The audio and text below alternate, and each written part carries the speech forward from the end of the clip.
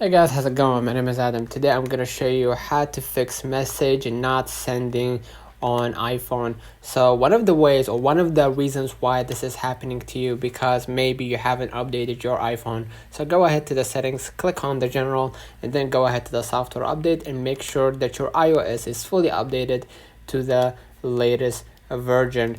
So if you updated your iPhone is still facing that same issue, what you're gonna do, you're gonna just go back into your iMessage right here and basically just check your connection first before you go to the iMessage, and basically make sure that your connection is solid and doesn't have any issue. If it does, unfortunately you need to switch to another network in order to fix that problem.